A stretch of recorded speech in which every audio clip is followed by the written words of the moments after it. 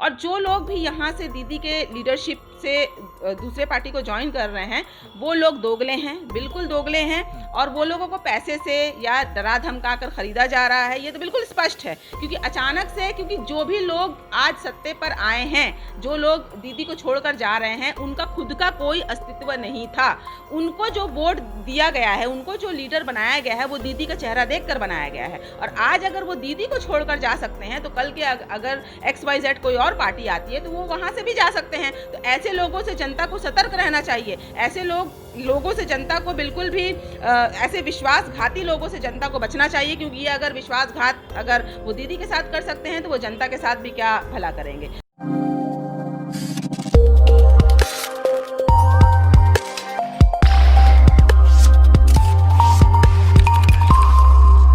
दुनिया के सबसे यंगेस्ट कंट्री के सबसे यंगेस्ट न्यूज़ चैनल यंगिस्तान में आप सबका स्वागत है। और हमारे साथ जो आज एक कह सकते हैं विमेन पावर जो क्या होता है, वो वेस्ट बंगाल की जो सीएम है, उन्होंने इनके ऊपर ट्रस्ट करके इनको आज जनरल सेक्रेटरी माइनॉरिटी का इनका हेड बनाया गया, राइट। तो सबसे पहले हम इनको यंगिस्तान न्यूज़ में स्वागत करते हैं, शुफिया खान जी, राइट। जी नमस्कार, जितने भी यंगिस्तान के व्यूअर्स हैं उन सबको मेरा बहुत बहुत स्नेह। राइट। आप जैसे जो लोग होते हैं, आप शायद फैकल्टी भी हैं, टीचर भी हैं, करेक्ट। आप जैसे जब लोग सोसाइटी में या फिर पॉलिटिक्स में जब एंट्री करते हैं, तो आपसे काफ़ी लोग इंस्पायर होते हैं। इंस्पायरेशन का मतलब ये नहीं हुआ कि हम सिर्फ एजुकेशन की बात करें, हम लीडरशिप की भी बात करते हैं। लोगों का लाइफ स्टाइल भी चेंज होता है। तो अभी चुनाव अप्रैल में होने वाला है। अभी आपको 3 महीने पहले माइनॉरिटी सेल का हेड बनाया गया है, जनरल सेक्रेटरी बनी हैं आप, तो कितना इम्पैक्ट आप कर पाएंगी यहाँ की जनता को? देखिए, मैं आशा तो पूरी करूँगी। मैं आशा करती हूँ कि उम्मीद है कि मैं इस रोल में खरी उतरूँ, क्योंकि दीदी की जो पार्टी है, दीदी खुद एक औरत हैं, वुमेन हैं, और वुमेन एम्पावरमेंट का एक बहुत बड़ा मिसाल भी हैं वो। और उनसे काफ़ी मैं इंस्पायर्ड हूँ, कई लोग इंस्पायर्ड हैं। तो मैं चाहती हूँ कि मैं दीदी के नक्शे कदम पर चल के मैं लोगों के लिए, स्पेशली माइनॉरिटीज़ के लिए, चूँकि माइनॉरिटीज़ इसलिए मैं मेंशन कर रही हूँ क्योंकि माइनॉरिटीज़ आज हमारे देश में बहुत ज़्यादा उनका एजुकेशन की कमी है, उनके स्वास्थ्य में कमी है। तो मैं चाहती हूँ कि मैं as a general secretary of TMC West Bengal, मैं इस क्षेत्र में ज़्यादा काम करूँ। एज अ टीचर मैं चाहूँगी कि मैं लोगों तक शिक्षा की बात पहुँचा सकूँ। एजुकेशन के लिए देखिए, स्कूल्स हैं, कॉलेजेस हैं, लेकिन तब भी जो है लोग ड्रॉप आउट ज़्यादा होते हैं। लोगों में शिक्षा की कमी है, क्योंकि कहीं ना कहीं उनमें अवेयरनेस नहीं है। तो as a teacher and now as a general secretary of TMC, मैं चाहूँगी कि लोगों तक मैं ये बात पहुँचा सकूँ कि आपको, अगर देश को और देशवासियों को अगर सही से कोई चीज़ बदल सकती है, तो वो है एजुकेशन। क्योंकि आज हम पर जो है, जितने भी ज़्यादातर जो इलिटरेट लोग हैं, वो हम पर शासन करते हैं, और कहीं ना कहीं उनका जो असर है वो हम देख सकते हैं आम जनता किस तरह से भोगती है। तो मैं चाहती हूँ कि मुझ जैसे और भी जितने भी एडुकेटेड लोग हैं, अच्छे समाज से जो आते हैं, एडुकेटेड टीचर हों या लॉयर हों या जो कोई भी सक्षम है, वो लोगों को ज़्यादा से ज़्यादा पॉलिटिक्स में आना चाहिए। क्योंकि पॉलिटिक्स को आज लोग जो है बहुत बुरी नज़र से देखते हैं। लोग सोचते हैं ये बिल्कुल बुरा है या बुरी है, लेकिन नहीं, हमें अब इस फेस और सिनेरियो को चेंज करने की ज़रूरत है। आज हमारे समाज में, जैसे हम फॉरेन कंट्रीज़ में देखते हैं कि अच्छे लोग जो हैं वो सत्ते पर होते हैं, लेकिन दुर्भाग्य है हमारे देश की कि कई ऐसे, सारे तो नहीं लेकिन कई ऐसे नेता हैं जो बिल्कुल सही से एडुकेटेड भी नहीं है, लेकिन उनको कुछ भी पता नहीं होता और हम पर रूल करते हैं और उल जलूल जो है वो कानून बनाते हैं। तो इसलिए हमारे देश में माइनॉरिटीज़ का एजुकेशन बहुत ज़्यादा ज़रूरी है, और मैं इस क्षेत्र में बहुत ज़्यादा काम करना चाहूँगी। End of course I am very much inspired by दीदी, क्योंकि हम जानते हैं कि दीदी ने एजुकेशन के लिए बहुत ज़्यादा काम किया है, स्पेशली महिलाओं के एजुकेशन के लिए, जिनका सबसे बड़ा उदाहरण है कन्याश्री। आज कन्याश्री सिर्फ नेशनल नहीं बल्कि इंटरनेशनल फेम पा चुका है। UN में उनको अवार्ड भी मिला है कन्याश्री के लिए। मैं बता दूं अपने दर्शकों को, बंगाल से बाहर जो दर्शक हैं, कन्याश्री एक ऐसा स्कीम है जहां पर दीदी हर एक स्टूडेंट को, हर एक फीमेल स्टूडेंट को सालाना 1000 रुपये देती हैं, और जो लोग भी क्लास 12 पास कर लेते हैं उनको दीदी जो है फीमेल स्टूडेंट को 25,000 रुपये देती हैं। ये बहुत कम बात नहीं है। इससे फ़ायदा ये पहुंच रहा है कि बच्चियों में ड्रॉप आउट रेट्स कम होते हैं, और दूसरा फ़ायदा ये है कि बच्चियों की जो कम आयु में शादी हो जाती है, माँ बाप जो है बोझ समझने लगते हैं बच्चियों को, तो वो इस पैसे के वजह से जो है बच्चियों का जो एजुकेशन है वो कंटिन्यू करती हैं। तो ये एक बहुत बड़ी बात है कि आज दीदी ने एजुकेशन के लिए और और भी तो कई स्कीम्स है, उसके ऊपर मैं आऊँगी। तो स्पेशली चूँकि माइनॉरिटीज़ की बात हो रही है, फीमेल्स की बात हो रही है, वुमेन एम्पावरमेंट की बात हो रही है, तो वुमेन एम्पावरमेंट के लिए दीदी ने कई कई कई चीज़ों को लागू किया है, जिसमें से कन्याश्री जैसा मैंने अभी बताया, रूपाश्री है, फिर बच्चियों के लिए साइकिल भी बांटा दीदी ने। अभी हम देख सकते हैं कि मौजूदा हालात में ऑनलाइन एजुकेशन के लिए उन्होंने टैब तक दिया है, 10,000 रुपये क्लास 12 के स्टूडेंट्स को उन्होंने मुहैया करवाया है। तो चूँकि कई ऐसे सरकार हैं जो कहते बहुत कुछ हैं लेकिन करते कुछ भी नहीं, लेकिन दीदी का एक ऐसा एग्जाम्पल हम देख सकते हैं कि दीदी ने जो कहा वो किया, जो कहती हैं वो करती हैं। करेक्ट। मैम, एक माइनॉरिटी की आपने बात करी तो सबसे पहला एक सवाल ये उठता है कि माइनॉरिटी डिपार्टमेंट से ही अगर कहें तो अवैसी साहब इस चीज़ का कितना एडवांटेज ले पाएंगे कोलकाता इस चुनावी विधानसभा में। और एक और बात है कि लोग यहाँ पे कहते हैं कि दीदी मुसलमानों के फेवर में बात करती है, तो जो हिंदू हैं यहाँ पे, जो नॉन मुस्लिम्स हैं, उनको कितना बैड इफेक्ट पड़ने वाला है इस चुनाव में।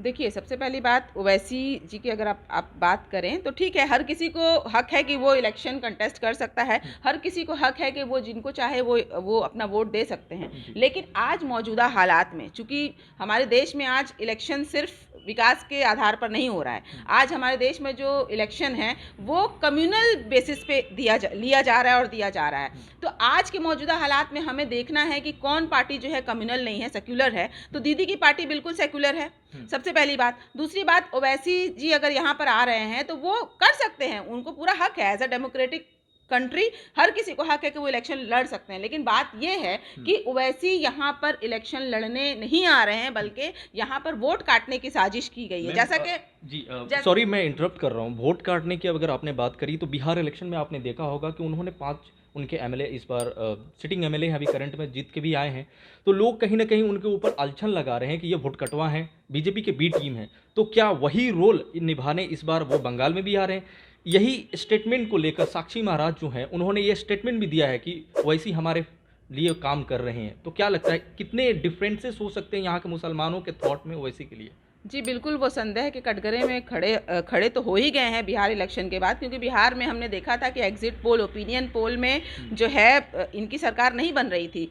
लेकिन अचानक से इस तरह का चीज़ सामने जब आया है तो लोग अलर्ट हो गए हैं, क्योंकि हम बिहार की जीत को देख रहे हैं, लेकिन बीजेपी की अगर हम हार को देखें तो उससे पहले बीजेपी झारखंड हारा है, बीजेपी दिल्ली हारा है, बीजेपी राजस्थान हारा है, या बहुत सारी चीज़ें हैं।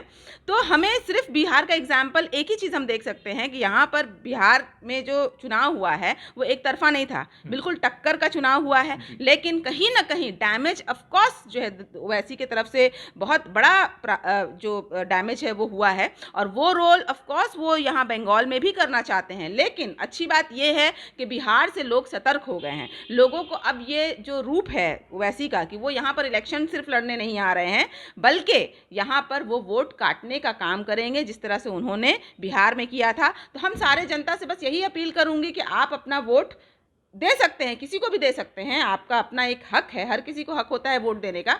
लेकिन हमें आज ये समझना होगा कि आज के परिस्थिति में हमें किसको चाहिए। अगर हम यहाँ चाहते हैं बीजेपी को लाना, अगर आप किसी कम्युनल फोर्सेस को यहाँ पर बंगाल में भी लाना चाहते हैं, तब आप जो है बीजेपी को वोट दीजिए, तब आप ओवैसी को वोट दीजिए। लेकिन अगर आपको कोई ऐसा पार्टी चाहिए जो बिल्कुल सेक्युलर हो, जो सबके विकास की बात करे, जो बच्चियों के विकास की बात करे, जो यहाँ पर हर तरह से डेवलपमेंट करे, मेजॉरिटी के साथ साथ माइनॉरिटी के साथ भी खड़ी हो, वो पार्टी जो है बिल्कुल स्पष्ट रूप से तृणमूल को छोड़कर यहाँ पर और कोई भी नहीं है। लेकिन यहाँ पर मैं ये भी नहीं कहूँगी कि आप सिर्फ इस ऐसे पार्टी को आप साथ दीजिए जो माइनॉरिटी का साथ दे। नहीं, यहाँ पर माइनॉरिटी मेजॉरिटी की बात ही नहीं उठनी चाहिए। हमें ऐसे पार्टी को साथ देना है जो यहाँ पर जितने भी बंगाल वासी हैं, बंगाल के जो नागरिक हैं, वहाँ पे सबका साथ देना है। मुसलमान और माइनॉरिटी कोई अलग नहीं है, वो भी देश के यहाँ हिस्सा हैं। तो हम क्यों ऐसे इस तरह का लांछन लगाएं कि दीदी जो है माइनॉरिटी के साथ हैं। अगर दीदी माइनॉरिटी के साथ नहीं खड़ी होंगी तो हमारे साथ कौन खड़ा होगा। अच्छा मैम, एक और सवाल यहाँ पे अराइज हो रहा है कि आपने रिसेंट में आपने जब अमित शाह जी जब बंगाल आए थे, जब यहाँ से रिटर्न जा रहे थे, तो दीदी ने एक छोटा सा, हो सकता है चंक बोला हो या फिर एक मजाक किया हो, उन्होंने बोला था कि आप अमित शाह जी ढोकला मुझे कब खिलाएंगे। तो कहीं ना कहीं यहाँ के मुसलमानों के दिल में ये एक खौफ बैठा है कि कहीं दीदी बी टीम तो नहीं है बीजेपी की। लोगों के दिमाग में ऐसे क्वेश्चन अराइज हो रहे हैं, तो ये क्वेश्चन पे आप क्या क्या रिएक्शन देना चाहेंगे? जी नहीं, बिल्कुल नहीं, दीदी बिल्कुल बी टीम नहीं है, क्योंकि इसका बहुत सारा उदाहरण है। क्योंकि मैं इसलिए ये चीज़ें पूछ रहा हूँ आपसे कि आपके काफ़ी टीएमसी के जो एमएलएज हैं, एमपीज हैं, वो बीजेपी ज्वाइन कर चुके हैं, तो ये क्वेश्चन काफ़ी पब्लिक डोमेन में अवेलेबल है, इसलिए मैंने ये क्वेश्चन आपसे पूछा। देखिए, बीजेपी फर्स्ट ऑफ ऑल दीदी बीजेपी बी टीम जो है हो ही नहीं सकते, क्योंकि वो यहाँ पर रूलिंग गवर्नमेंट में है। तो रूलिंग गवर्नमेंट को बी टीम बनने की कोई ज़रूरत नहीं है। बी टीम वही बनता है जो बिल्कुल कहीं पे जिसका कोई अस्तित्व ना हो, अपना अस्तित्व बनाने की कोशिश कर रहा हो। तो बी टीम सिर्फ यहाँ पर अवैसी है, दीदी बी टीम नहीं है। और जो लोग भी यहाँ से दीदी के लीडरशिप से दूसरे पार्टी को ज्वाइन कर रहे हैं, वो लोग दोगले हैं, बिल्कुल दोगले हैं। और वो लोगों को पैसे से या डरा धमका कर खरीदा जा रहा है, ये तो बिल्कुल स्पष्ट है। क्योंकि अचानक से, क्योंकि जो भी लोग आज सत्ते पर आए हैं, जो लोग दीदी को छोड़कर जा रहे हैं, उनका खुद का कोई अस्तित्व नहीं था। उनको जो वोट दिया गया है, उनको जो लीडर बनाया गया है, वो दीदी का चेहरा देखकर बनाया गया है। और आज अगर वो दीदी को छोड़कर जा सकते हैं, तो कल के अगर XYZ कोई और पार्टी आती है, तो वो वहां से भी जा सकते हैं। तो ऐसे लोगों से जनता को सतर्क रहना चाहिए। ऐसे लोगों से जनता को बिल्कुल भी ऐसे विश्वासघाती लोगों से जनता को बचना चाहिए, क्योंकि ये अगर विश्वासघात अगर वो दीदी के साथ कर सकते हैं, तो वो जनता के साथ भी क्या भला करेंगे। तो ऐसे लोगों से मैं चाहूंगी, लोगों से अपील करूंगी कि आप ऐसे लोगों से सतर्क रहिए। जो लोग भी दीदी का चेहरा दिखाकर वोट मांगकर आज लीडर बने हैं, अगर वो छोड़कर जाते हैं, तो ऐसे लोगों पर भरोसा नहीं किया जा सकता। मैम, अभी तो खैर आपकी सरकार है, 4 महीने देखा जाए तो सरकार है, ऐसा क्यों नहीं आप एक बिल पास करती हैं जिससे अगर आपके जो भी सिटिंग एमएलए अगर स्विच करते हैं तो उसके ऊपर लीगल एक्शन लिया जाए, बाई इलेक्शन कराया जाए? इसके बारे में आप कभी दीदी से बात की हैं या फिर ऐसा कुछ प्रोपेगेंडा है आप लोगों का?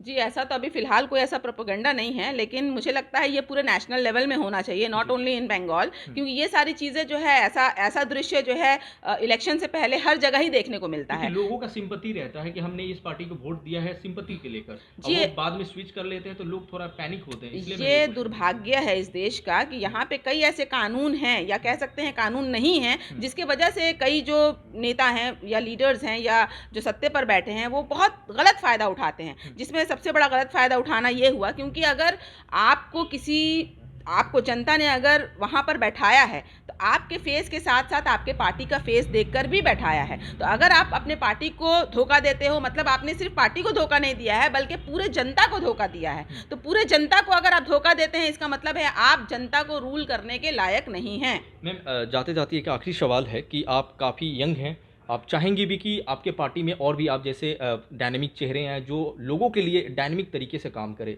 नए नए चीज़ों को ऑर्गेनाइज़ किया जाए, तो आप जैसे जुड़ी हैं, तो आप सबसे पहला अगर हम देखा जाए, अगर आपकी सरकार बनती है सपोज़, तो क्या स्टेप रहेगा नए लोगों के लिए जो अदर स्टेट में जाके काम करते हैं, अदर स्टेट में स्टडी करते हैं? बेटर अपॉर्चुनिटी के लिए आप लोग का कुछ प्रोपेगेंडा है या कुछ मैनिफेस्टो है अभी तक? जी, मैं बिल्कुल एज़ अ एजुकेटेड पर्सन मैं चाहूँगी जितने भी यूथ हैं कंट्री के, उन लोगों को ऑफ कोर्स पॉलिटिक्स में आना चाहिए। और क्योंकि हमारे आज जो हमारा सिनेरियो है, जहाँ पर लोग जो है अलगाव करके, हिंदू मुसलमान करके रूल करना चाहते हैं, और देश में एक जहर जैसा माहौल घुल चुका है, तो ऐसे में जो हमारे यूथ मिसगाइड हो रहे हैं, ऐसे में जो हमारे यूथ इस तरह से भटक रहे हैं, उनको ऑफ कोर्स जो करंट पॉलिटिक्स सिनेरियो है उसमें इंटरेस्ट लेना चाहिए। क्योंकि हमारे यूथ ही हैं जो आज अपने एनर्जी के साथ, अपने नई सोच के साथ जो है आज इस पॉलिटिकल चीज़ों में बदलाव ला सकते हैं। और दूसरी बात है कि जो लोग भी हमारे पुराने जो लोग हैं उनका एक्सपीरियंस लेकर भी जो है, ऑफ कोर्स हमारे पुराने लोगों का एक्सपीरियंस भी ज़रूरी है, लेकिन मुझे लगता है एक मिक्स्ड चीज़ें होनी चाहिए, कुछ पुराने और कुछ नए का एक टीम होना चाहिए, जहां पर हम पुराने लोगों का एक्सपीरियंस लेकर, नए लोगों का एनर्जी लेकर हम एक नया टीम बना सकते हैं, जहां पर लोगों का ज़्यादा से ज़्यादा भला हो सके। तो ऑफ कोर्स ज़्यादा लोगों को जुड़ना चाहिए। Thank you so much ma'am, Youngistan news में जुड़ने के लिए। Best of luck. Thank you.